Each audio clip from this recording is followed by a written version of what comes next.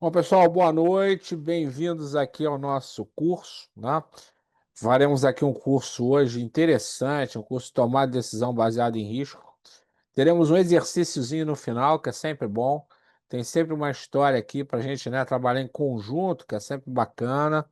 E eu gosto muito de fazer essas coisas aqui, porque sempre é muito interessante fazer todo mundo participar efetivamente daquilo que a gente, né, mostrou aqui e é sempre legal vocês poderem exercitar um pouquinho dessa coisa que se fala aqui, para a gente não ficar na teoria, né? Porque na teoria, tudo bem, a teoria é legal, é importante, mas também é preciso saber como fazer para colocar essas coisas todas em prática, né? Meu nome é Sérgio Ricardo, eu sou coordenador acadêmico, né, e também professor de alguns cursos de pós-graduação aqui, que aí depois eu falo para vocês aí efetivamente aqui sobre isso. Mas é assim, né? A minha área é riscos, eu sou uma pessoa que vem da área de engenharia, né, da área de seguros também, né? E aí vai ser bastante interessante, com certeza, poder trocar aqui um pouquinho com vocês, né, sobre todas essas coisas aqui, legal? Então tá bom. O que dá para escolher? Vamos lá. Então, uma decisão baseada em risco, hoje, né, tudo que a gente. Eu sou esse cara aqui, enfim, tem meu e-mail aqui, que não é importante. Vamos falar um pouquinho de risco, né? Risco é o seguinte: de 2009 para cá, existe, né, uma norma internacional para a gestão de riscos, né? Gerenciamento de riscos, gestão de riscos. Que é a ISO 31000, ela foi publicada em 2009, a partir de um esforço de muitos anos principalmente para chegar a consenso em relação a muitas coisas, e ela é baseada em uma norma australiana, neozelandesa precedente. A ISO encampou a norma e, né, transformou isso numa norma mundial. Bom, ela veio com um vocabulário, né, com um documento de vocabulário, que é esse ISO ISC Guide 73, um vocabulário sobre risk management, né, sobre gerenciamento de risco. E lá tem a nova definição de risco, que é esta que aparece aqui para vocês. Risco é o efeito da incerteza sobre os objetivos, né? Quanto maior for a incerteza, maior o risco, teoricamente, né? Quanto menor for a incerteza, menor o risco de se atingir aqueles objetivos, né, que são definidos pela organização ou pelas pessoas.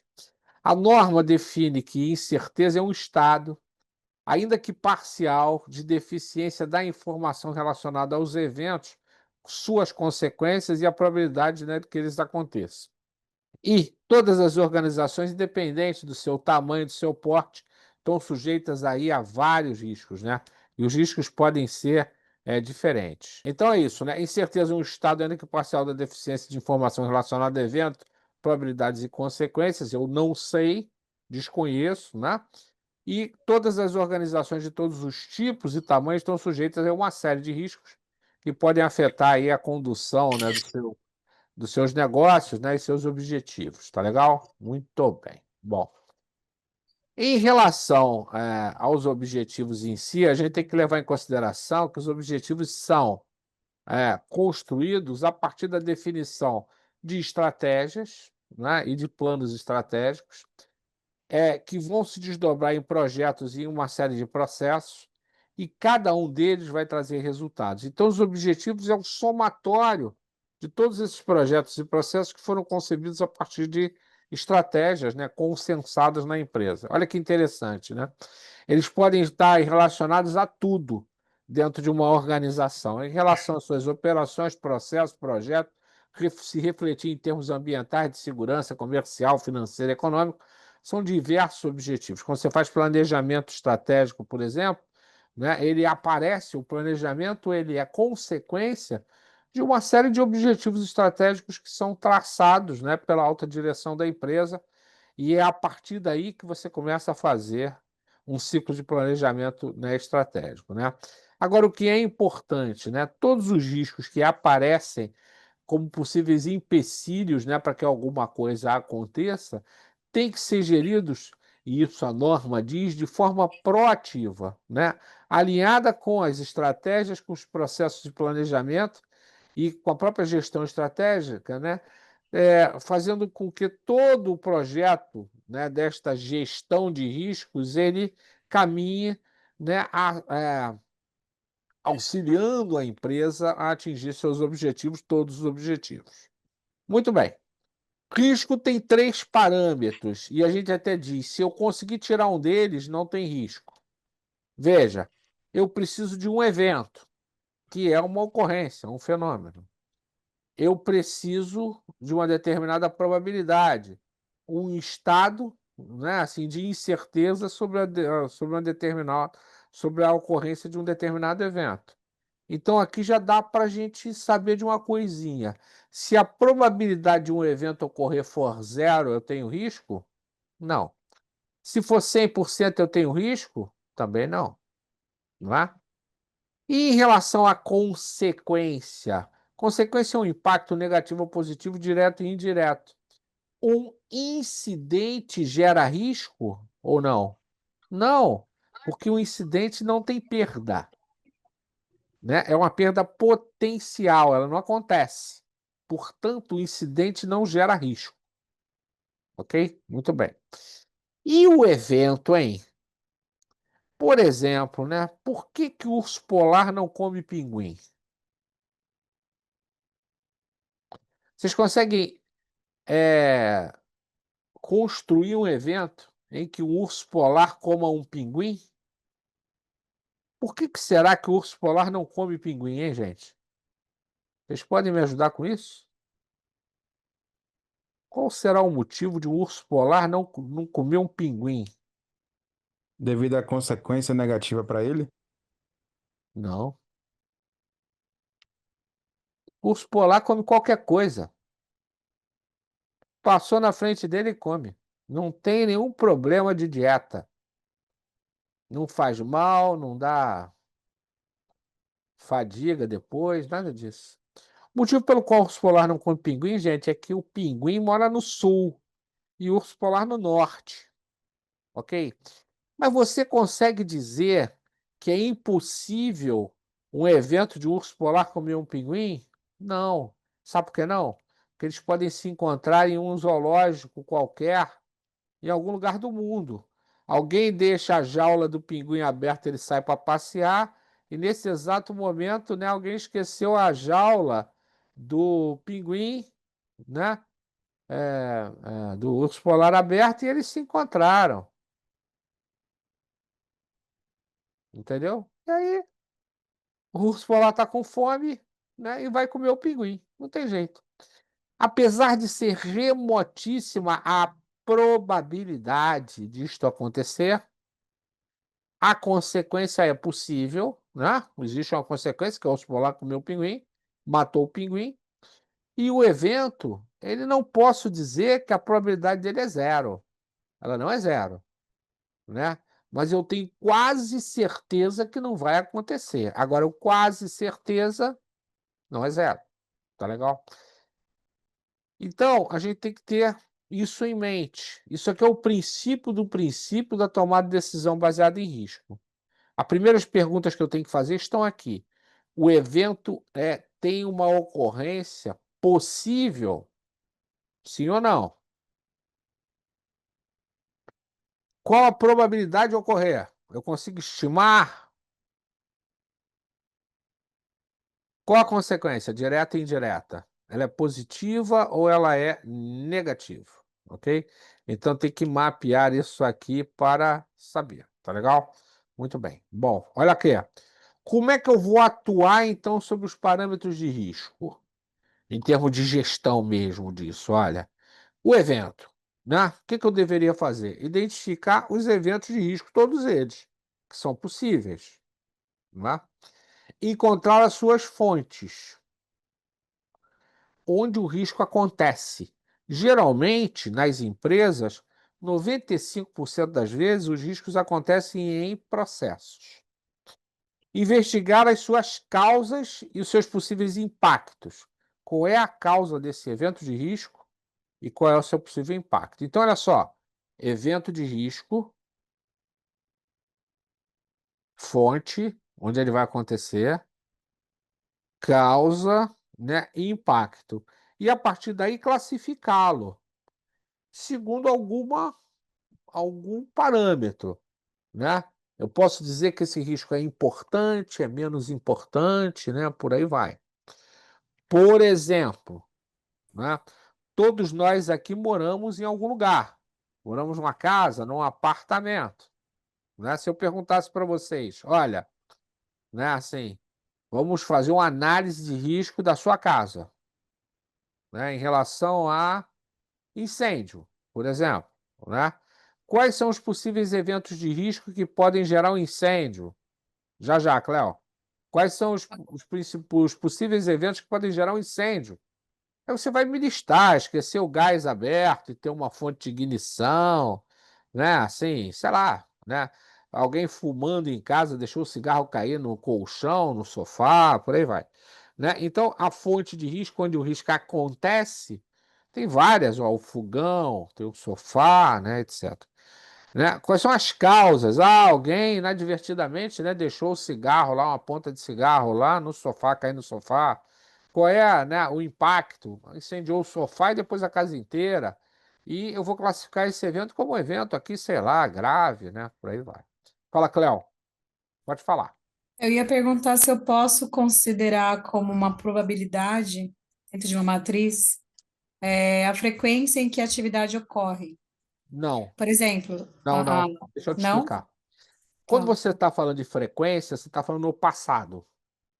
Frequência já ocorreu, Uhum. tá? A probabilidade é no futuro. Então, olha só, eu não posso olhar para a frequência e pegar o número que tem na frequência e estabelecê-lo como probabilidade. O que que eu posso fazer? Eu posso, né, aprender com a frequência, analisar a frequência e, né, estabelecer uma probabilidade, entendeu? Ela é uma boa referência histórica, né, claro, para que eu estabeleça probabilidades. Mas Muito isso bem. falando do risco materializado, né? Eu estou me referindo, acho que eu não expliquei bem, Ah, a uma atividade que eu tenho recorrente. Então, por exemplo, eu tenho uma me atividade explica. que eu faço diariamente. Me Para eu explica conseguir ela. saber, para eu conseguir dar um peso para a probabilidade, a frequência dela é um bom parâmetro? É um bom parâmetro. Mas vamos lá, me dá um exemplo dessa atividade. Eu trabalho numa instituição de pagamento. A gente tem como uma frequência diária envio de CADOCs, que são documentos, são relatórios específicos Tá, para o Bacen. tá legal. Só que se eu errar, se eu deixar de enviar um CADOC, eu posso ter uma multa. Tá legal. Então, a Então, olha o que frequência com que ele você tem. ocorre, Lindo, lindo, lindo. Gostei. Olha aqui, ó. Vou adiantar uma coisa aqui para vocês, que eu não sei nem se está aqui, mas se eu não tiver, você já se inscreve no meu curso de amanhã que vai estar lá. Que é o tá curso de bom. matrizes, tá? Assim, que eu resolvi esse mês fazer os dois juntos aqui, então tem um outro amanhã. Mas eu vou te adiantar uma coisa. Em geral é o seguinte: você lembra da curva normal? Lembra da curva normal? Tá em todos os livros de estatística, lembra dela? Lembro. Então tá bom, vou desenhar ela aqui, tá? Vou desenhar ela aqui, ó. Curva normal. Ou, para quem não é da matemática, todo mundo já viu curva normal porque ela está no anexo dos livros de estatística de segundo grau, tá? Todos os livros estão lá. Tem muita gente que chama a curva do fantasminha, ó. Curva Ghost, né? Por aí vai. Bom, mas eu gosto de dizer que chama-se curva de Gauss. Foi Gauss, né? Aquele físico que inventou essa história. Bom, aí o que que Gauss falou? Olha, ele falou o seguinte, olha, qualquer coisa pode ser mapeada. Qualquer coisa pode ser mapeada. Sapatos femininos. Qual é a média do sapato das brasileiras? 36? É isso? Então, olha, 36. Tá legal? Beleza? Aqui o 36? 36 é a média dos sapatos femininos. Essa linha aqui central é a linha da média. Então, se eu fosse, por exemplo, comprar sapatos femininos com uma loja de sapatos, fosse dono de uma loja de sapatos, eu sei que o sapato que mais vende é aquele cuja média é o pé da brasileira, 36. Está crescendo isso, né, para 37. Bom, então, concorda? Eu tenho que ter um estoque maior de sapatos 36, Cléo. Um estoque um pouco menor de 37. Vou desenhar o 37 aqui. Ó, eu tenho que ter um estoque um pouco menor de 37, concorda? Né? Sim. E um estoque também um pouquinho menor do 35. Tá ele aqui, ó. Uhum. Ah, e o 38, um estoque menor ainda. E o É por isso que eu 34 não acho o meu também. 34. Pois é, o 34 também. vende menos, não é? Ah, mas Sim. tem o 39, tem o 40 feminino aqui. Mas tem o 33, tem o 32. Tá legal? Supor que fossem esses, É. tá? Uhum. Pô, mas alguém aparece. E aí Gauss dizia o seguinte, ó, em relação às condições normais de temperatura e pressão, aqui, nós como sociedade, vou fazer aqui uma coisa aqui, ó. Nós como sociedade vivemos em 3 sigma. Caramba, que diabo é isso?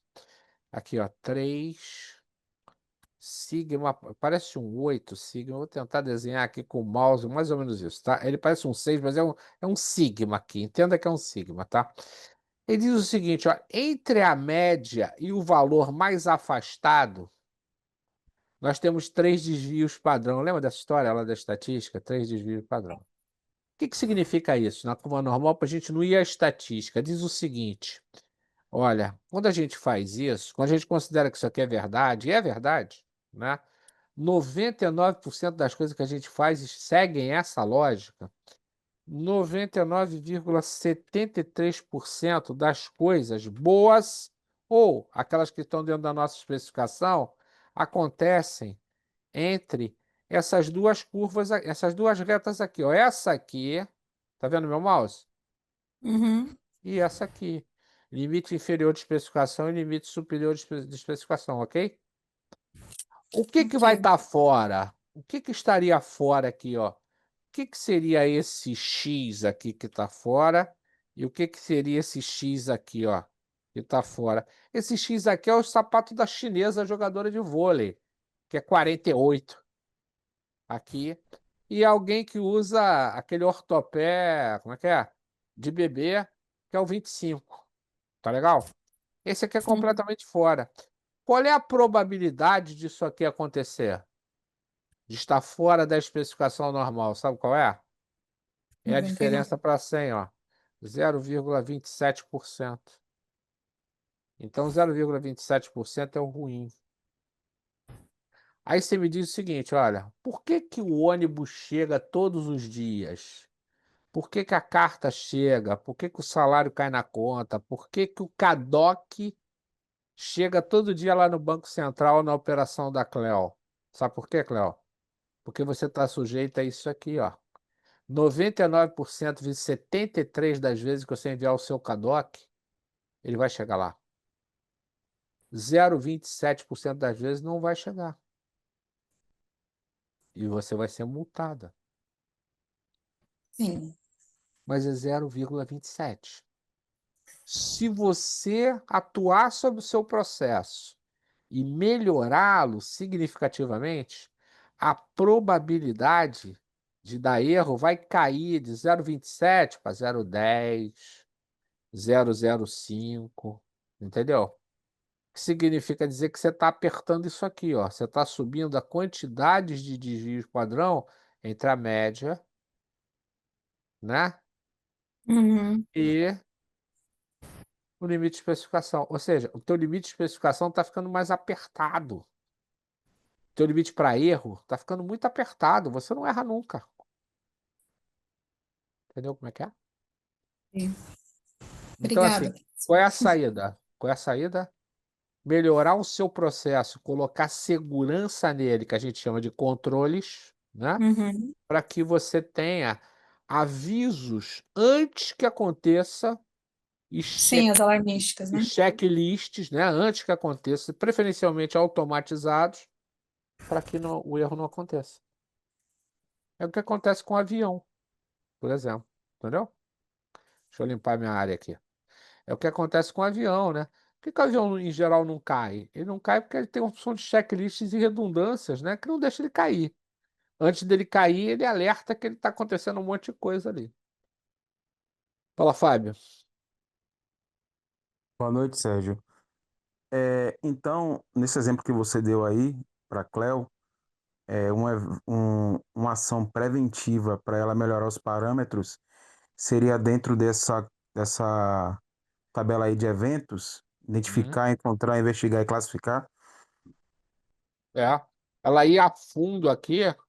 Inclusive é o seguinte, né? Assim, eu vi que você escreveu, identificar os eventos de risco. Pô, quais são os principais, não é? Aquele cuja frequência histórica, por exemplo, me mostra que já deu problema no passado, entendeu? É esse aqui que eu vou olhar para ele com mais cuidado, né? Eu vou tentar identificar a causa, a fonte, né? Tudo isso que aconteceu. É isso aí. Veja, que eu até botei na tela aqui. Tá claro aí, Fábio? Não é? Sim, ficou claro, Isso. ficou sim. Obrigado. Agora, olha o que que eu vou fazer em relação às probabilidades, né?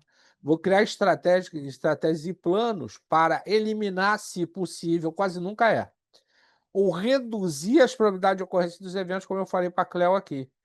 Ou seja, vou mapear e revisar os processos e rotinas, investir em automação, criar controle robusto, capacitar pessoas e elaborar programas para que não aconteça. Beleza? Né? E as consequências? Vou criar estratégias e planos de ação para dar resposta estruturada à ocorrência de eventos. Por exemplo, vou negociar lá com o Banco Central e dizer assim, olha, eu tenho aqui um histórico espetacular de entregas, não é? E eu gostaria de um prazo de resposta caso eu erre.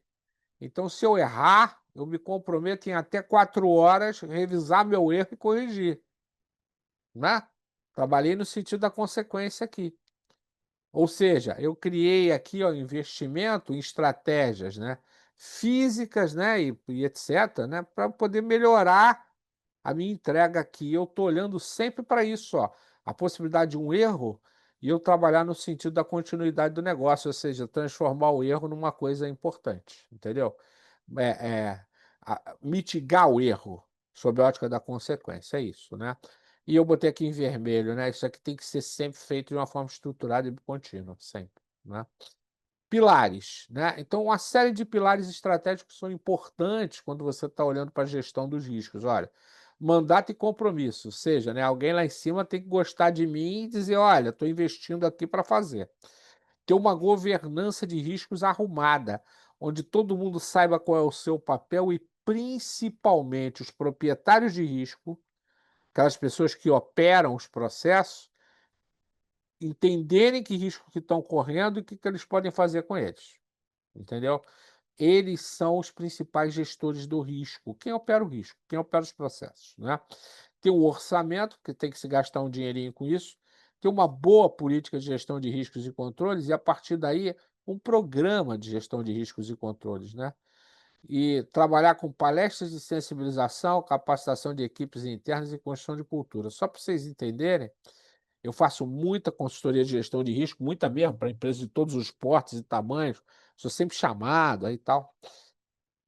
É, principalmente depois que entorna o caldo, aí o pessoal né, entende a necessidade de fazer. E aí eu digo assim, olha, quer meu escopo? Tá aqui, ó.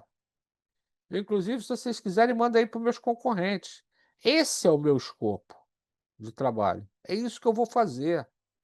Agora, o desdobramento de cada linha dessa aqui, né, é enorme. Mas é isso que eu vou fazer. E tem mais, olha aqui, tá vendo uma etapa de capacitação?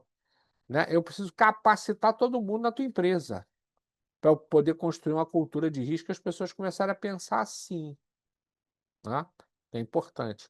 Eu preciso que o cara que está lá na linha de frente tome decisões baseadas em risco. Um exemplo disso, né? Eu tenho um cliente que, enfim, é da área de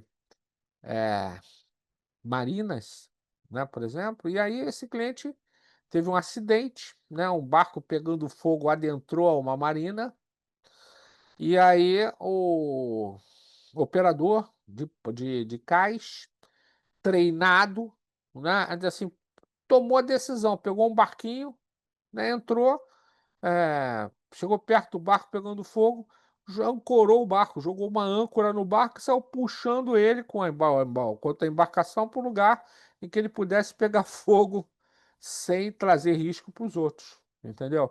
E quando entrevistado, é, sobre o que ele fez, ele falou: tomei uma decisão baseada em risco. É isso. Foi para o DNA, entendeu?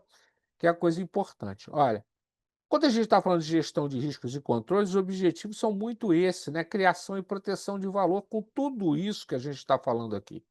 A própria norma, né, diz isso aqui é norma, tá? Assim, ela diz que eu preciso construir, incorporar nas empresas uma cultura de criação e proteção de valor, ou seja, uma cultura de riscos, né? E isso é fundamental para melhorar o desempenho das empresas. Todas as empresas que têm risco, né, como um pilar fundamental para tomar decisões, elas melhoram as suas entregas, rentabilidade, né, e tudo isso. Ela inclui, só para chamar a atenção de vocês, inclusive diferenças de fatores humanos e culturais que são importantes, né? Eu posso ter uma empresa que trabalha com pesca e uma outra empresa que é de siderúrgica, não importa. Eu estou olhando para lá e tem fatores, né, culturais completamente diferentes, entendeu? Né? Absolutamente diferentes, né? É fundamental que se faça isso mesmo. Bom, e aí quando eu olho para uma empresa, eu tenho que entender o seguinte: ela está sujeita a riscos externos e internos. Teoricamente, os riscos internos, né? Todos os riscos internos podem ser geridos, teoricamente. Por quê? Porque eu tenho domínio completo das fontes, né, das causas e dos impactos. Eles estão acontecendo dentro da minha casa, portanto, eu posso gerenciar tudo. Ótimo, né? E meu objetivo é tratar todos eles, que eu vou ter aqui no chat para vocês, para que se possa minimizar os efeitos negativos e ampliar os positivos. Agora, e os riscos externos, hein? Eu não controlo nem a fonte, nem as causas. E as consequências, elas podem cair no meu colo. Veja, a taxa de juros eu não controlo nada. E ela é 15% e está me arrebentando. E aí, o que que eu faço com isso? A inflação, o dólar, né? Então é muita coisa desse tipo, né? Ok? Pode falar, Ricardo, não precisa levantar a mão. Fala aí. Pergunta aqui no online. Vamos embora. Não, show de bola, então. Obrigado aí. Agora que me responderam aqui, eu estava achando aqui, eu levanto a Fala. mão. É, com relação à avaliação dos eventos, em que momento que a gente aplica o SWOT nessa análise? Na minha visão, nunca. Aí, Na minha nunca. visão, nunca, que isso não tem nada a ver com SWOT. SWOT é uma ferramenta desenvolvida pela BCG, pelo Anderson, para marketing. Tem nada a ver com gestão de risco. Nada a ver. Nada. Então, deixa eu fazer uma perguntinha, depois você pode ir respondendo ao longo da sua apresentação. Eu respondo Se eu agora, vamos embora. estou trabalhando no desenvolvimento de um plano estratégico de licenciamento socioambiental para uma atividade potencialmente poluidora, como atividade de mineração, eu tenho como premissa mapear o stakeholder, que normalmente é muito abrangente, em alguns estados bastante críticos, e quando eu faço esse mapeamento, a gente acaba avaliando quais são as forças e oportunidades, fraquezas e ameaças dessa Querido, olha só. representatividade do stakeholder. Saia disso. Se eu fosse avaliar um trabalho que tivesse SWOT, né, em Para relação avaliar a risco relação de do risco, stakeholder. em relação a riscos, o que você quiser. SWOT é uma ferramenta de marketing. Tem nada a ver com risco. Ah, tudo bem, eu vou usar SWOT para fazer planejamento estratégico. Boa sorte, né? Tudo bem, né? Assim, para florear um planejamento estratégico, está tudo certo, né? Mas Mas para como é que eu risco, avalio, então, esse determinado faz análise de stakeholder? risco. Faz análise de risco, É isso que nós estamos aqui aprendendo, debatendo. Não é exatamente isso, né? Assim, nós estamos falando aqui de tomar decisão baseada em risco, tá legal? Mas assim, É. mas o caminho é fazer análise de risco. Quando você faz licenciamento ambiental, por exemplo, quando você está respondendo à CETESB, à Fátima, aos vários órgãos ambientais que tem Brasil afora, né? O que eles pedem é que você faça análise de risco. Eu vou te mostrar, porque aqui não fica Sim, sim, sim. A gente Aqui não faz. fica nada sem resposta. Você É, perguntou, terá resposta, ok? Então vamos embora. não, Vamos lá para a CETESB. existe um capítulo no estudo de Licenciamento impacto ambiental. ambiental. Vamos olhar, ué. Vamos Isso, olhar. existe um capítulo Vamos dentro do olhar. EIA-RIMA, que é a análise de risco. Exatamente. análise de risco é EIA-RIMA. Eu, por acaso, eu fiz o EIA-RIMA de todo o município de Cubatão. Todos os dutos externos do município de Cubatão. Tudo. Que Além da análise bacana. de risco depois do acidente de Vila Socorro. Então é o seguinte, né? Assim, quando você olha para a EIA-RIMA, por exemplo, daqui é uma das possibilidades, tá? Uma das possibilidades. Você tem milhares de coisas para fazer, né? Assim, né? Mas você tem que levar em consideração a análise de risco, né? Assim, essa sensibilização aí em relação a stakeholders, tudo bem. Eu não sei se você vai ser amigo do stakeholder ou não ser amigo, ou assim, se é força, fraqueza, se é ameaça, se é oportunidade. Eu vejo um pouco isso como análise de risco. É a mesma coisa que você olhar para a ESG. As pessoas olham para a ESG como se fosse sustentabilidade, não é. Sustentabilidade ESG é risco. É o risco de você fazer errado, fazer fora de hora, entendeu? E fazer para inglês ver. É risco, né? Excelente. Da cabeça aos pés, sempre, tá? Então a gente tem que tomar um cuidado com essas coisas danadas. Eu diria, né? Assim, até como recomendação, Ricardo, né? Assim, é, quanto mais nessa área a gente floreia, pior é. Entendeu? Assim, né? E eu vejo muito consultor se dando muito mal porque entra numa de florear na área ambiental e é um problema. Sabe como é que é? Realmente é um problema. Então, assim, esses mapeamentos aí tem que ser o mais heterodoxos possíveis, né? No relacionamento com stakeholder, a nossa premissa é a transparência, né? Isso aí. É abordar o risco em si, né? Que eu acho que essa é uma grande falha da consultoria em esconder os riscos, né? Ou porque também Não, não você imagina, funciona. Brumadinho, tá? Só Isso. para dar um exemplo para vocês aqui. Eu estive lá, Pois é, acompanhei toda a tragédia no pós-evento. eu tive um cliente que perdeu 34 pessoas lá, né? Eu perdi um amigo. Eu entrei no projeto a partir do momento que os caras perderam 34 pessoas, aquele ônibus que estava lá, né? Assim, era do meu cliente lá com funcionários dentro, né? Então é o seguinte, né? Assim, tem duas formas de você conduzir isso, né? Assim, né? Florear o assunto, né? Aqui, ou você ir para efetivamente para análise de risco. Na prática, estou falando aqui dos riscos dos stakeholders, né? Que foi o que você citou, né? Sim. Assim, todas essas partes interessadas. Veja, né, assim, as partes interessadas tem milhares de desdobramentos possíveis, né? Por exemplo, a família de alguém que morreu dentro de um ônibus Vi- lá em Brumadinho, tá legal? Só para a gente parar para pensar um pouquinho aqui. A família vai processar todo mundo que tiver dinheiro. Olha, ela vai processar a Vale, ela vai processar a empresa terceirizada, ela vai processar o Estado, ela vai processar o Estado nos três níveis, né? Federal, estadual e municipal, tá certo? E se ela pudesse, ela também processaria os políticos todos, tá legal? Então, assim, né? E você pode fazer o que quiser, que você não vai impedir ninguém de processar. Vai processar, ok? Quanto mais isso acontecer em conjunto, maior a possibilidade de sucesso. Quanto mais você envolver a opinião pública, maior a probabilidade de sucesso. Quanto mais você ridicularizar o que por acaso não estiver acontecendo, maior a probabilidade de sucesso, né? E olha, existem milhares de advogados no Brasil que são especialistas em causas massivas, né? E adoram uma causa desse tipo aqui, né? É o advogado do avião da tanque caiu, os dois que caíram, da Gol que caiu, entendeu? Isso são nichos de mercado aí para o jurídico, né? Esse jurídico massivo aí.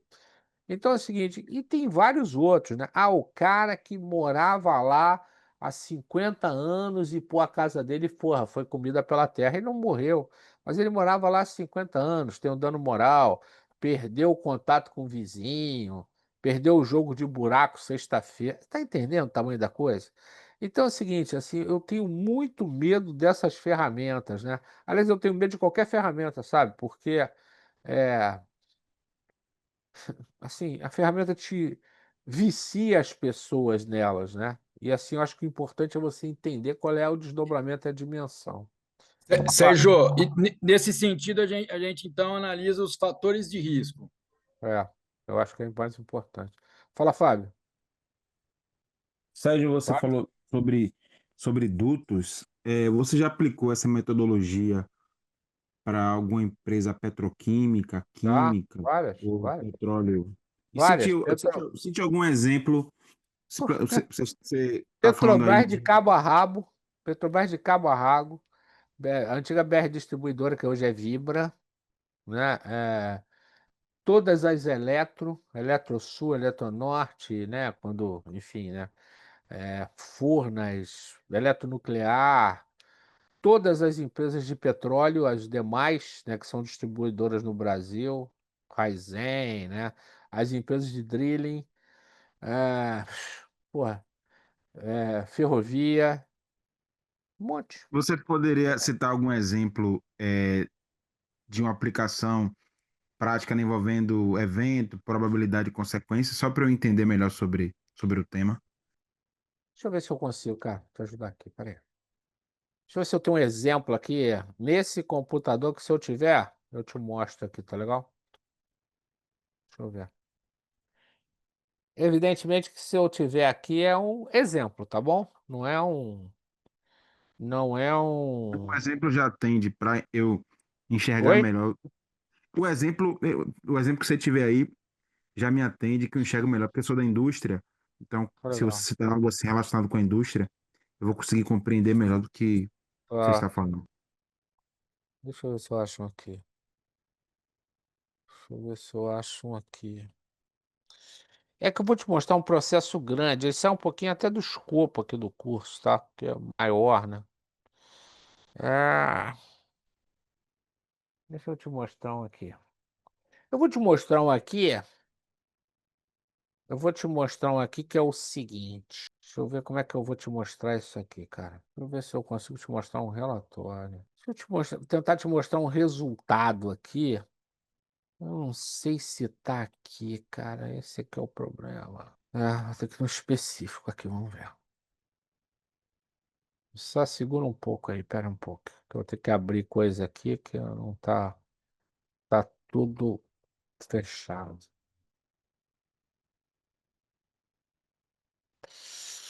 Hum, qual é a indústria que você trabalha em indústria de quê, cara? Petroquímica. Tá. Eu vou te mostrar uma outra coisa aqui. Eu vou tentar te mostrar aqui um resultado, tá? Que eu acho que é melhor para você entender um resultado aqui de um estaleiro, tá legal? Então, eu vou te mostrar aqui sob a ótica do que o cara faz, muito rapidamente, tá? Você vai fingir que não viu, tá bom? Ok? Você vai fingir que não viu, porque evidentemente aqui isso aqui é um dado interno, tá? Então, estou falando aqui de um estaleiro, ok? Esse estaleiro aqui faz isso aqui, ó, barcos de grande porte, tá? Iates de grande porte, tá? Iates de 92 pés, 80 pés, 95 pés, tá vendo aqui? Multiplique isso por 3 aqui que você tem o tamanho do bicho, né? De alto nível, eu tô falando, cada brinquedo desse aqui custa 50 milhões de reais, tá? Por exemplo, tá? Só para você ver onde é que isso vai, tá? Petroquímica é mole, eu tenho processo para tudo quanto é lado. Toda vez que eu tenho um tubo, eu tenho um processo, né? E aí vai embora. Mas olha aqui num estaleiro, tá legal? Então, instalações e tal, essa empresa, vou mostrar a foto aqui para vocês, ó. Essa empresa é o que está em amarelo aqui, tá vendo? O que é essa empresa? Ele pegou, isso aqui era uma antiga fábrica de vagão de trem que virou um estaleiro. Isso aqui fica em Osasco, São Paulo. Ele faz esse barco em Osasco. E aí tem que transportar esse troço até o mar depois. Você imagina o que que é, tá? É a antiga Cobrasma. Aí a situação da fábrica aqui, cada uma dessas galpões aqui faz uma coisa diferente. Depois você tem fechamento aqui, tá vendo? E no final da história aqui, sai o iate por aqui, pega essa rua lateral e vai embora, pega aqui a Nações Unidas, ali em Osasco, e vai embora para o mar, tá? Bom. Aí, ó, o que que a gente faz, né? A gente separa isso aqui, cada um desses locais aqui a gente identifica como uma parte do processo, né? E aqui, ó, fotografias, tá? Olha aqui, ó. Área de acabamento final, que é aquela grande que eu mostrei ali. Aí cada uma das áreas, olha só. Não faz umzinho, não, faz um monte, tá?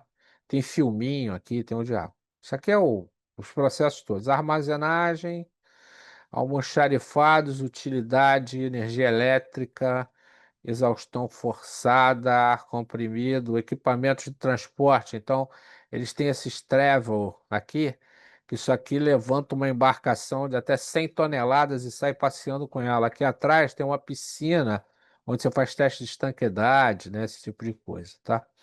Aí TI, tal, não sei o que, manutenção, housekeeping, o que que acontece? Segurança patrimonial, proteção contra incêndio, com tudo, né? Uma das coisas que nós fizemos lá foi incorporar essa piscina à reserva de incêndio, né? Porque tinha uma reserva de incêndio sem vergonha de 80 metros cúbicos. Nós precisávamos de 120 metros cúbicos de água lá para você fazer um combate de 1 hora. Então nós incorporamos a piscina, ligamos a piscina ao sistema, né? Detectores, alarme, brigada, corpo de bombeiro, AVCB, o novo projeto de combate a incêndio que nós fizemos. Aí, gestão de riscos e controles, né? Ó, o programa de gerenciamento de riscos e controles, como é que ele funciona, né? A política, nós escrevemos uma política de gestão de riscos e publicamos. O escopo, aí todo o escopo do que foi feito lá, isso aqui é escopo, meu escopo, tá? De consultoria, primeira parte, segunda parte, né? Aqui que foi feito. Capacitação, lembra que eu falei de capacitação?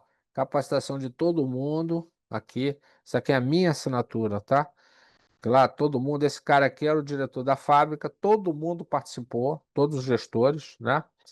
Aí, o que é importante e tal, não sei o quê. Ações de loss prevention. Então, o que que foi feito? A minha equipe foi lá, visitou a fábrica de ponta a ponta, né? E o primeiro passo é fazer as ações de loss prevention, ou seja, são coisas que a gente olha e diz assim, ó, precisa fazer isso agora, né?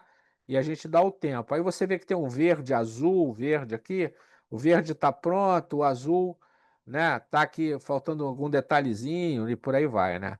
São é, Nós fizemos 320 e poucas ações de loss prevention nessa fábrica, só para você ter ideia do tamanho da história, né?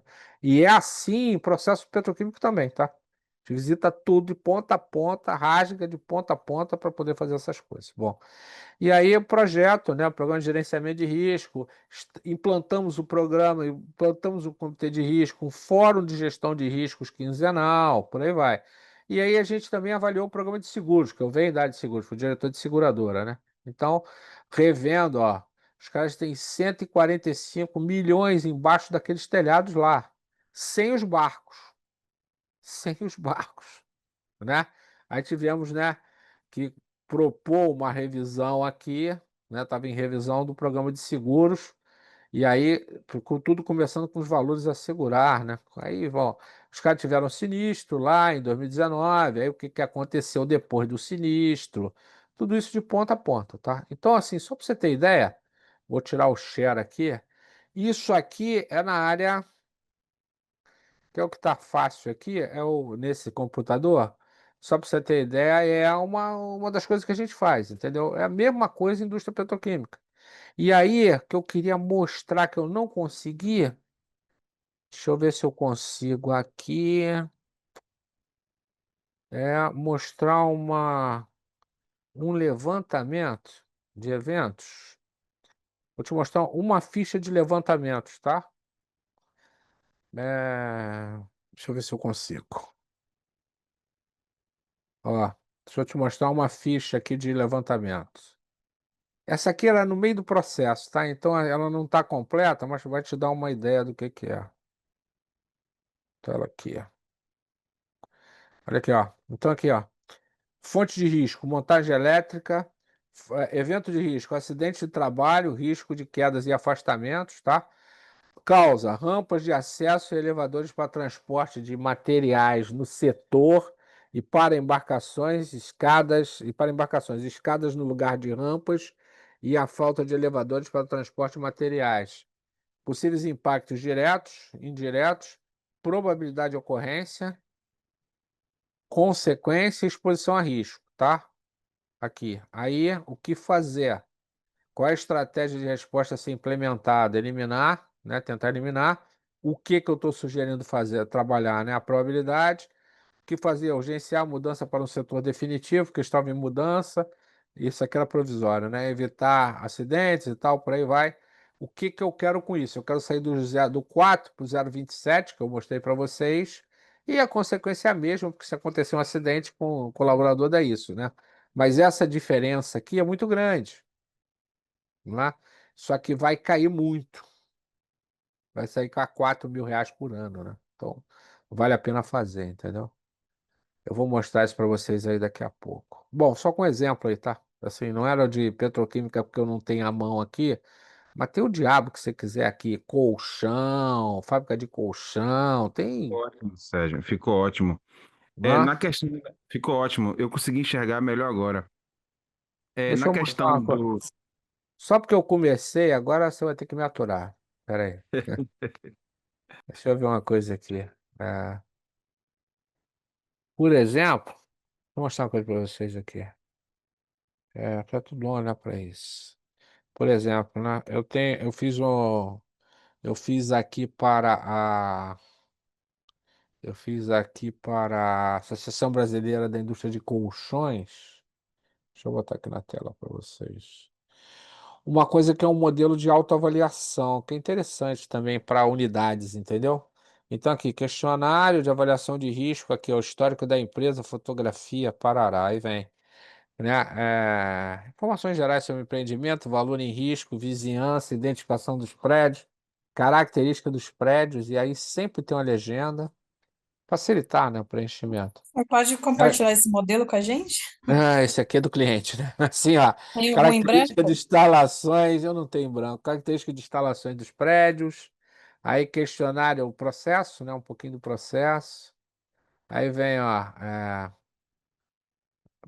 matérias-primas principais, tem sempre legenda, característica dos depósitos de matéria-prima de inflamáveis e tóxicos, produtos intermediários, produtos acabados, utilidades, energia elétrica, geradores, ar comprimido, vapor, água.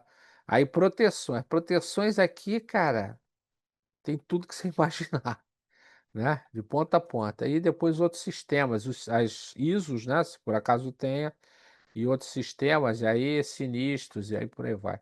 Então, assim, é um trabalho extenso, né?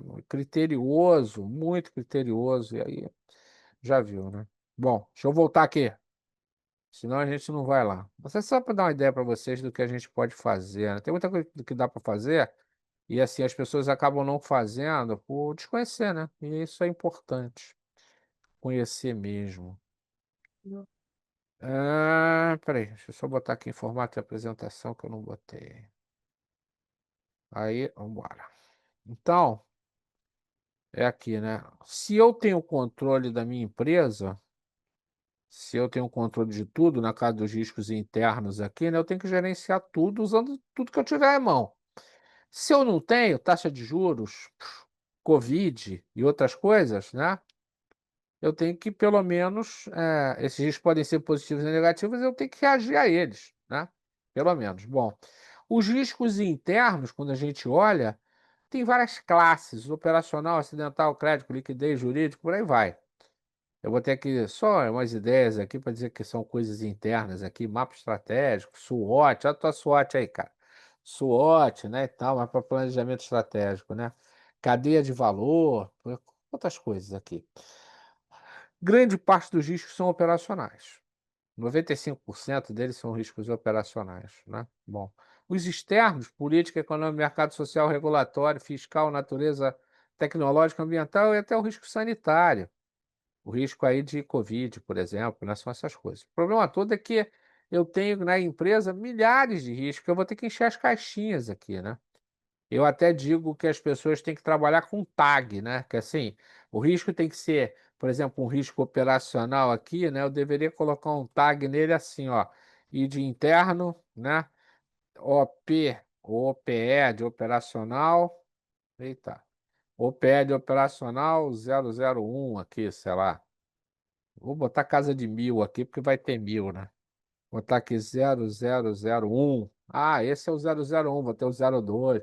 Vou ter o de crédito, né? ICRE 001. De ativos, IATI, né?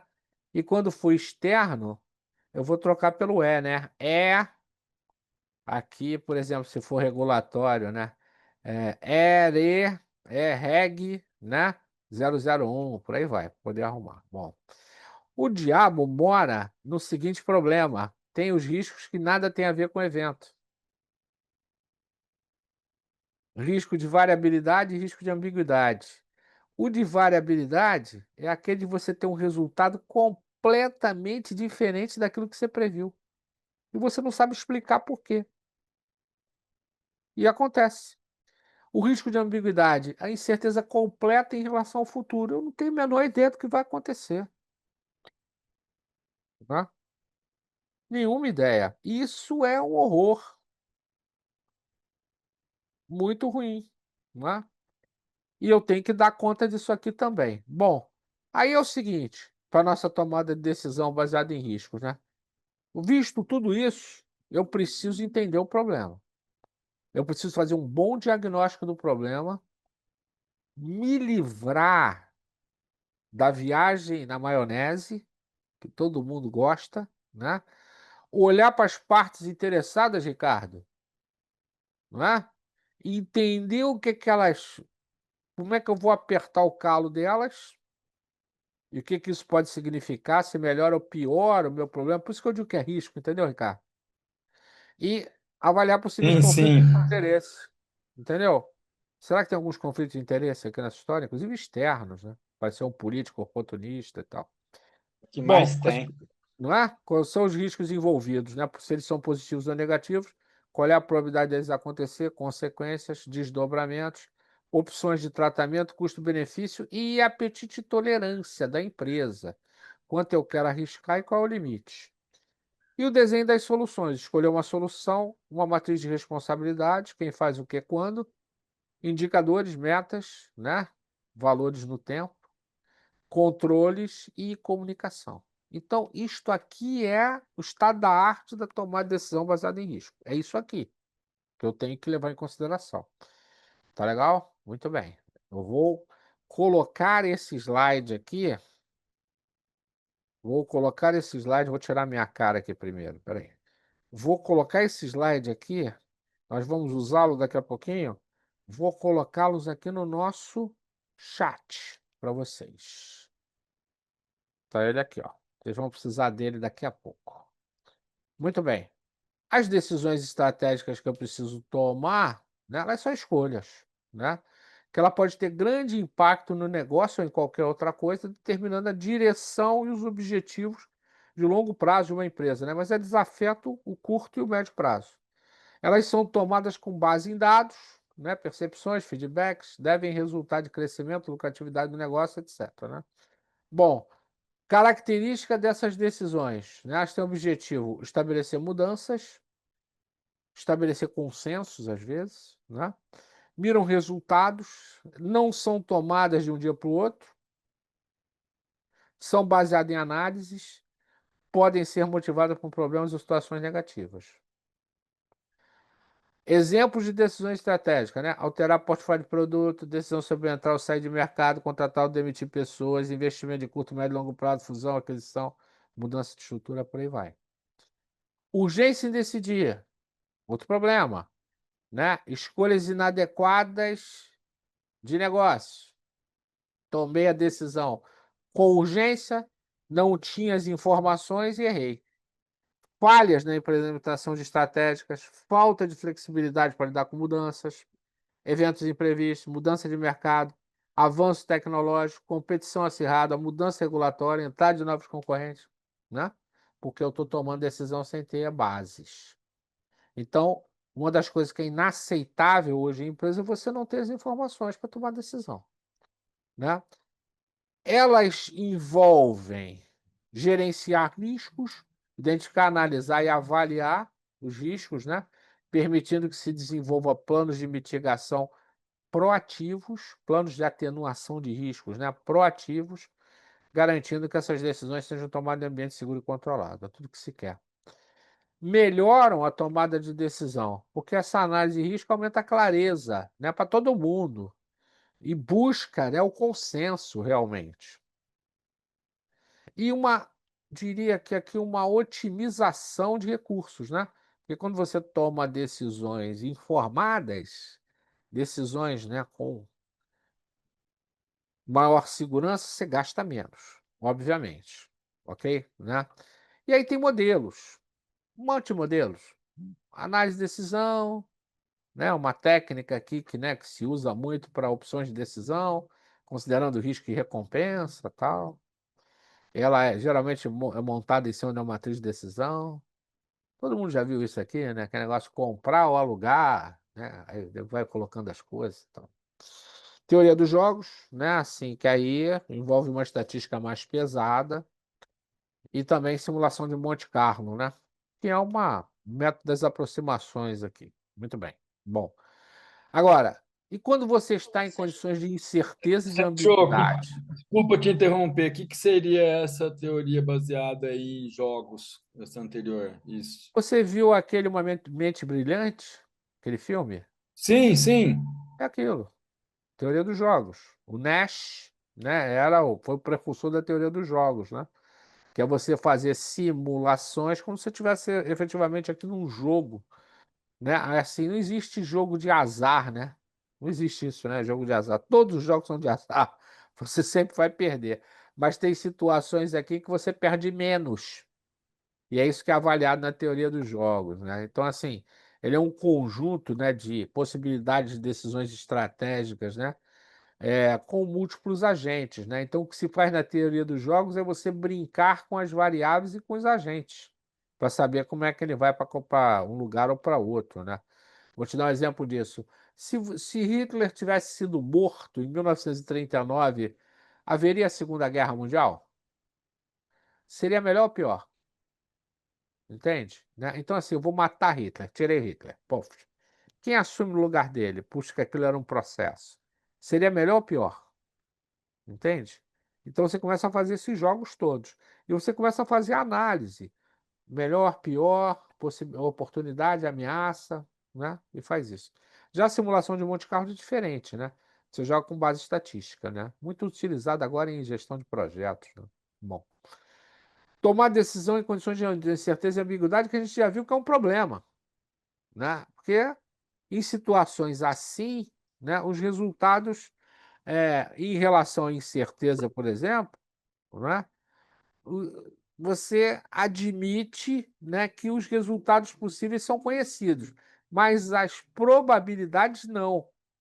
Então você tem que estimar as probabilidades. Já quando você está falando de ambiguidade, né, os resultados possíveis são desconhecidos, né? Agora, as probabilidades também são. Quando eu quero gerenciar a incerteza, o que que eu tenho que fazer? Né? Na prática, melhorar o nível de informações que eu tenho sobre alguma coisa. E tomar decisões a partir dessas informações. E cuidado, não é quantidade de informações, é qualidade de informação, não é? Sobre alguma coisa. Bom, estratégias, né? Coloquei 4 aqui, inclusive a sua análise SWOT, ó. Estratégias para tomar decisão. Análise custo-benefício. Comparar custos e benefícios potenciais de cada opção de decisão. Análise de sensibilidade, né? Usar aquele modelinho, né? Assim, né? Para entender como é que cada uma das mudanças-chave que eu posso fazer podem, né, indicar resultados, né, que sejam mais ou menos convenientes, mas, né, assim, sempre com a opção de ter monitoramento e controle. Delphi, que basicamente é ouvir opiniões de especialistas, né, o tempo todo. E a análise SWOT, né, assim que conforme você já sabe, né, assim, para uma visão mais abrangente, né, das coisas. Agora, cuidado, né? Não é uma decisão em relação à SWOT que você possa dizer que ela é uma decisão acurada, porque não é, não é? Muito bem. Agora, né, etapas, aí sim. ela deve envolver, né, um determinado nível de esforço, formalidade e documentação para poder ter rastreamento. Identificar perigos, ou seja, aquele risco é iminente, e riscos associados a ele. Definir controles, né, quando necessário, e avaliar a aceitabilidade do risco residual, porque sempre sobra alguma coisa, né? E, claro, comunicar todas essas atividades a quem de direito, que é fundamental, né? Existe uma novidade nesse assunto, que é a análise de cenários e modelagem de incertezas, tá? Até com a ajuda de inteligência artificial, que é você criar diferentes cenários possíveis para uma determinada situação, inclusive utilizando inteligência artificial, para que ele possa te oferecer as variações, não é? Para que você possa ter mais cenários para analisar. E aí, dentro desses cenários, tentar estimar, né, a incerteza e ver como é que ela se comportaria em cada um desses cenários. E também modelagem, entendeu? Por exemplo, né, isso aqui é muito importante, Fábio, na indústria petroquímica, quando você está fazendo modelagem de preço, né? Porque preço depende, depende de uma série de fatores, né? Então, você colocar, por exemplo, um cenário onde você vai ter uma guerra no Oriente Médio, né, e entender como é que isso pode variar com o preço, depende de muitas coisas, né? Inclusive dos estoques no mundo inteiro, como é que está isso, como é que está a demanda, né? Então, você precisa criar modelos matemáticos aí para poder fazer essa análise de cenários, tá? Mas ela é importante para você ter um acompanhamento e, claro, quanto mais você faz, mais a maior possibilidade de acertar, né? Bom. Monitoramento das decisões tomadas, né? Acompanhamento, ajuste e aprendizado. Tem que acompanhar o tempo todo o desempenho dessas decisões, né, em relação às expectativas originais, ajustar, corrigir, né?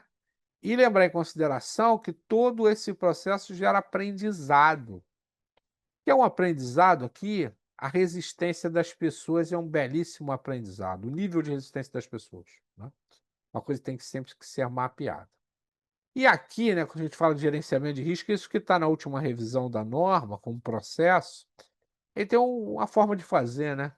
Estabelecimento de contexto, o que está em jogo, né, aqui, a avaliação de riscos, identificação, análise e avaliação de riscos aqui, o tratamento dos riscos, positivos e negativos, né, com estratégias de tratamento procedimentais e financeiras, trabalhando em conjunto, e depois, né, monitoramento e análise crítica, comunicação e consulta, registros e relatórios, né? Então, com uma visão geral. Muito bem. Agora chegou a hora boa, né? A hora da gente botar esse negócio em prática. Estão prontos? Deixa eu ver uma coisa aqui. Tem 10 pessoas, vai ficar bacana isso pra caramba. Vamos lá. Então é o seguinte, olha só. Eu vou passando aqui com vocês e já vou colocando aqui. é, Já vou colocando isso aqui no nosso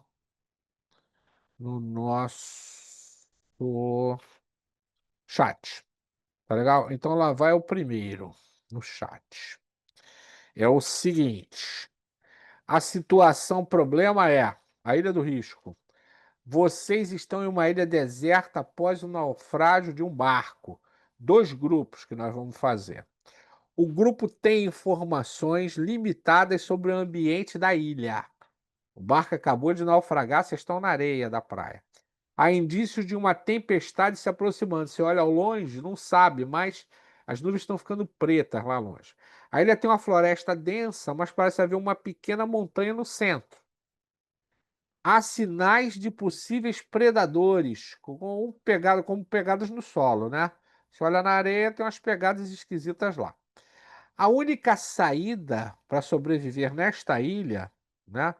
Apesar da floresta densa poder ter alguma coisa para comer e tal, mas, enfim, uma ilha abandonada, é sobreviver por 3 dias, né, até a chegada de um resgate prometido, porque isso foi informado pelo rádio ainda no navio quando ele funcionava, né? Aí o navio naufragou, as pessoas, né, já tinham avisado que iam para essa ilha, mas o resgate levará 3 dias para chegar. Então, você tem que sobreviver 3 dias, né, para que você possa ser resgatado. Tá legal? Bom, mais uma que vai para o nosso coisa.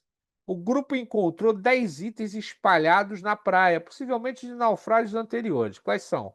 Um facão, um isqueiro com pouco fluido, uma lanterna com a bateria fraca, uma garrafa de 1 litro de água. A garrafa de 1 litro de água, não é com água, tá? Um cobertor térmico, um rádio com bateria sem sinal no momento, uma vara de pescar, uma bússola, um kit de primeiros socorros incompleto e um pacote de biscoitos para uma pessoa por um dia, tá? Então, vamos lá para o nosso. Coloquei lá no nosso chat também, está lá. Muito bem. Vamos para a próxima. Lá vai. Desafio em grupo. Vocês podem levar apenas 5 itens com o grupo, tá legal? Para onde quer que vocês vão. Muito bem. Qualquer escolha envolve riscos. Por exemplo, passar fome, ser atacado por predador, etc. Né? E até não ser resgatado, que é o pior. Discutam em grupo e priorizem os itens e apresentem uma justificativa para as escolhas. Todas as decisões têm que ser baseadas em riscos. Deixa eu botar isso lá no nosso chat. Tá aqui. Lembrando que eu já coloquei no nosso chat, né, aquele chart lá de trás, que é esse aqui. Eu vou botar de novo lá, que é esse aqui, ó. Decisões tomada de decisão baseada em risco, tá legal? Vou botar de novo, para ninguém dizer que não recebeu. Muito bem.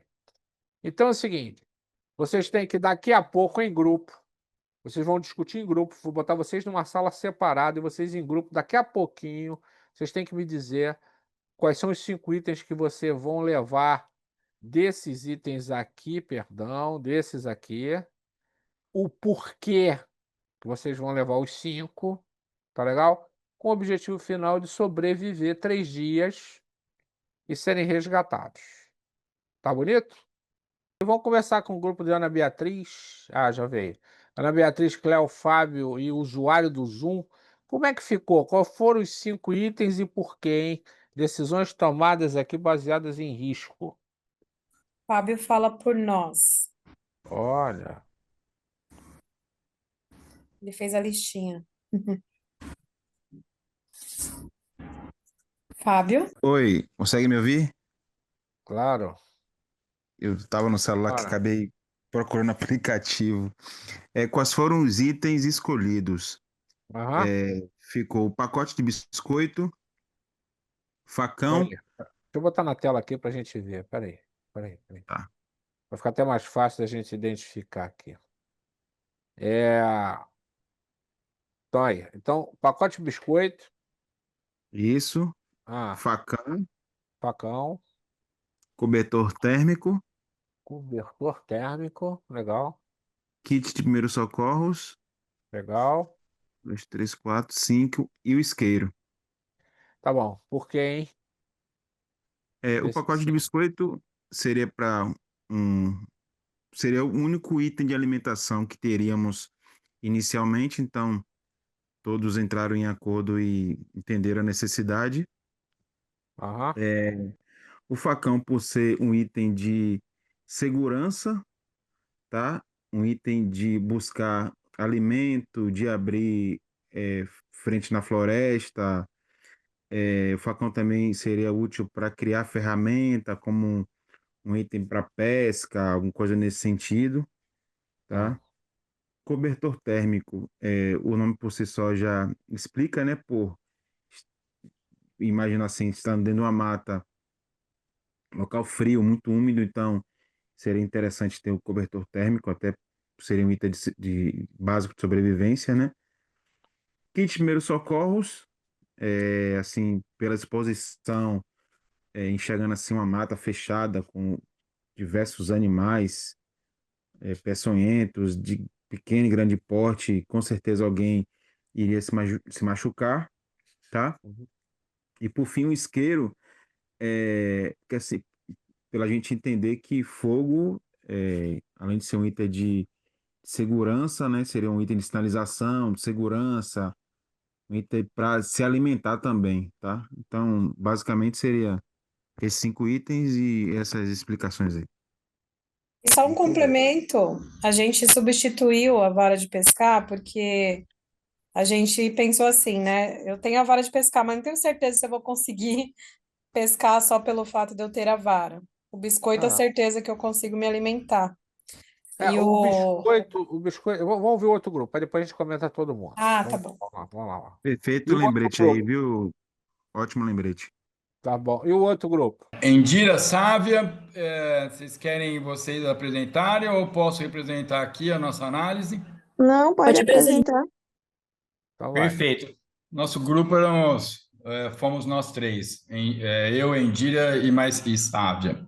Tá legal. Bom, a nossa análise foi bem diferente. Ah, Até porque acho que a gente analisou uma estratégia de sobrevivência mais preventiva. tá legal. Primeiro, identificamos que acessarmos o morro no centro da ilha seria então a nossa solução Ah, para tomada de decisões e assumindo os riscos, né, de enfrentarmos animais. Até tá. porque vem uma tempestade, há uma probabilidade de uma tempestade, e numa ilha essa tempestade pode inundar, elevar o nível do mar, enfim, a gente optou então por levar uma bússola. Uhum, Segundo, vamos enfrentar uma mata densa. Então, portanto, o facão ele é essencial para nós então abrirmos o nosso acesso.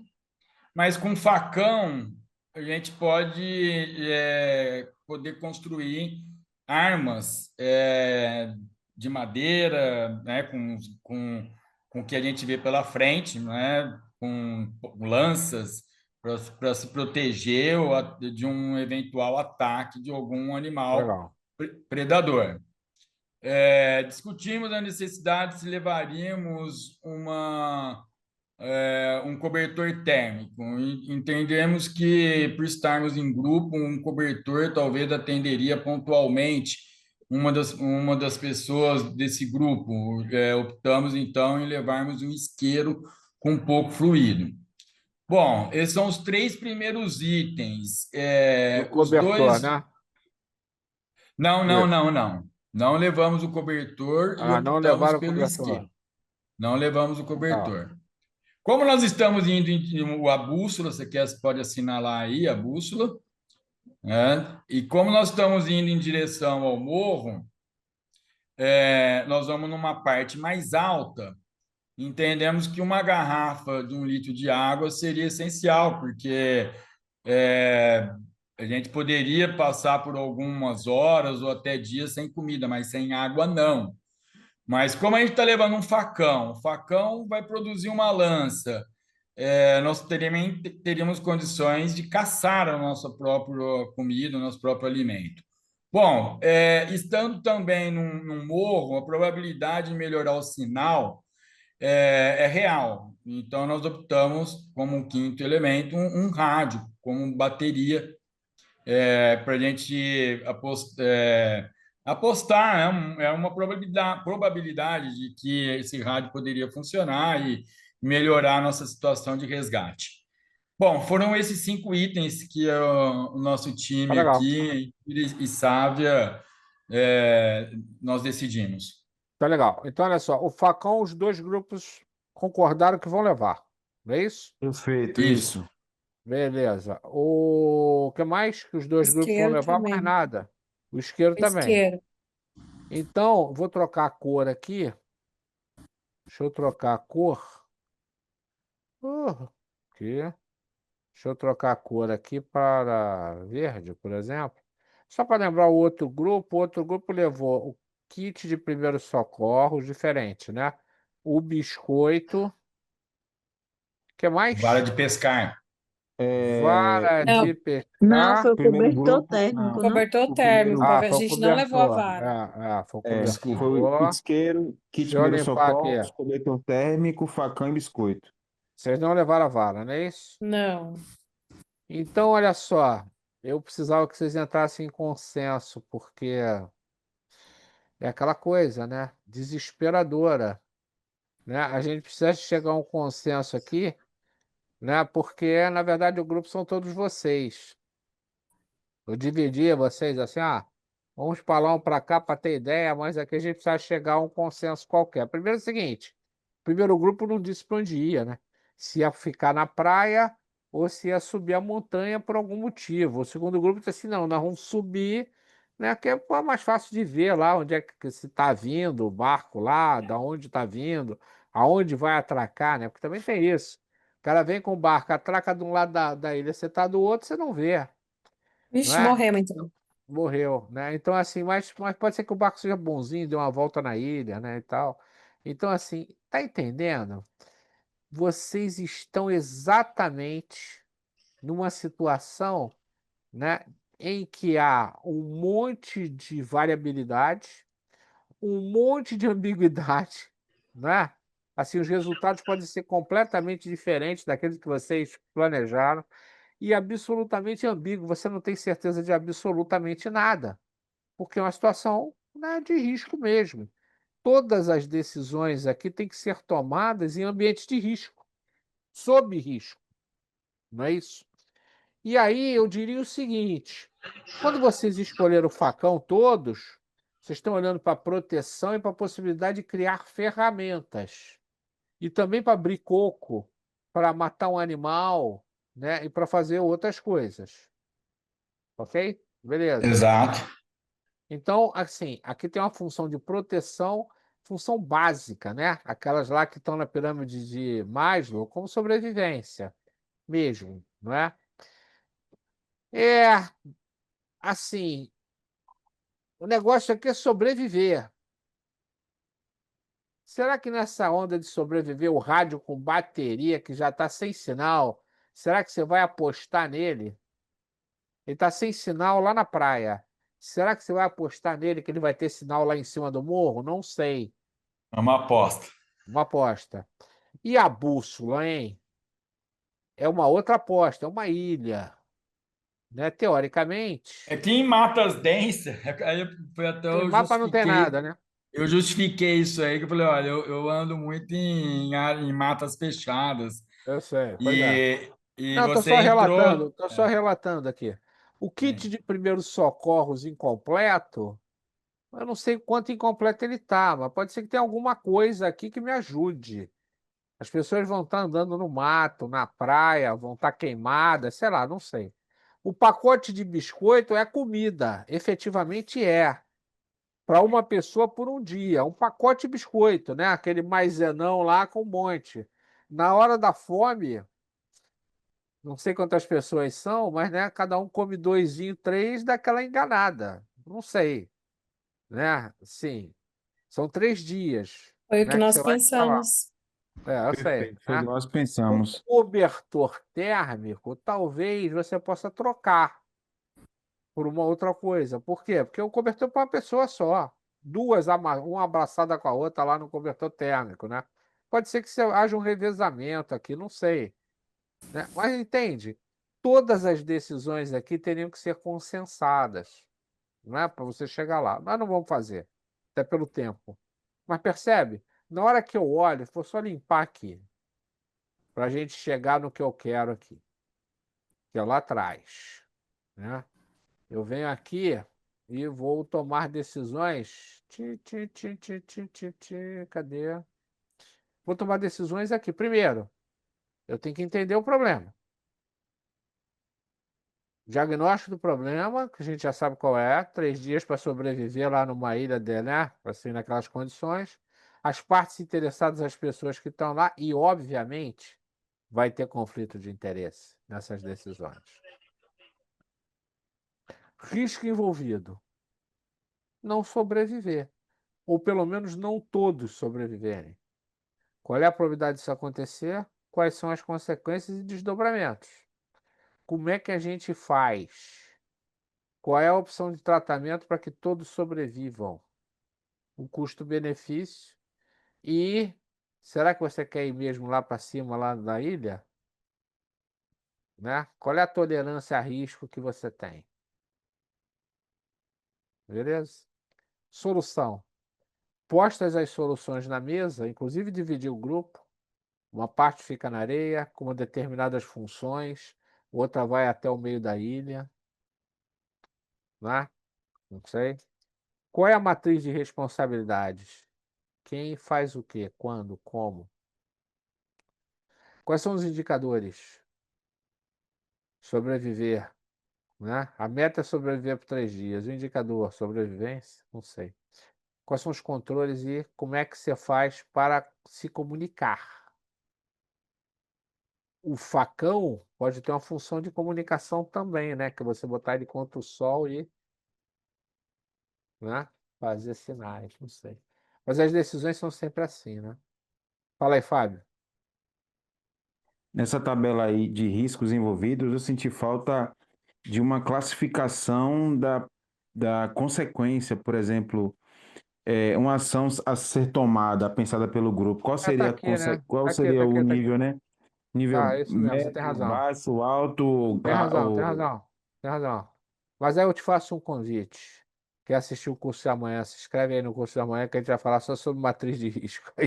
Eu esqueci realmente de colocar ali. Isso aqui não é copiado no lugar, não, viu? Eu fiz. Eu esqueci, eu te convido aí para assistir o curso de amanhã que a gente vai falar disso, né? Dessa matriz de risco aí. É isso. Moçada, Ótimo. chegamos aqui no fim do nosso papo, né? Esse exercício final foi só para a gente entender isso, né? Que tem muita variável, a gente tem que analisar todas elas o tempo Não todo. tem certo ou errado, né? Tem É, escolhas e consequências, é né? escolha e consequência, né? E aí, Sérgio, esse curso de matriz de risco, será que é possível reenviar novamente? a inscrição. Jade, você tem É, o link aí da inscrição? Vou enviar aqui no chat. Envia aí, por favor. Ô, Eu já me Sérgio, inscrevi. Isso aí. essa programação de de cursos de vocês vai até quando? Cara, é o tempo todo tem curso. Eu Todo recebo dia todo dia praticamente por tem curso. e-mail. Uma, Todo dia tem uma curso. Assim, esses cursos são uma degustação encerrando. uma degustação para os MBAs, entendeu? Porque assim, tem vários MBAs, em engenharia tem 30 e tantos, e aí tem outras áreas, né? Então, assim, vocês também vão começar a receber as inscrições para os MBAs, são vários, né? Vários temas diferentes. E aí, assim, Existe algum curso que aprofunda a análise de risco? sim, tem curso de gerenciamento de risco, tem um curso de confiabilidade, muito legal. Tem vários cursos. professor. Foi. Eu sinto Deixa eu mostrar. falta.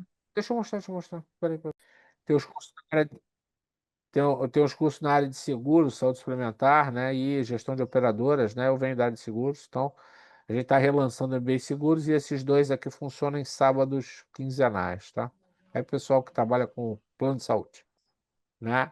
E assim, aqui no PETEC tem um monte, né? Assim, os cursos de graduação e pós-graduação, especialização, MBA, né?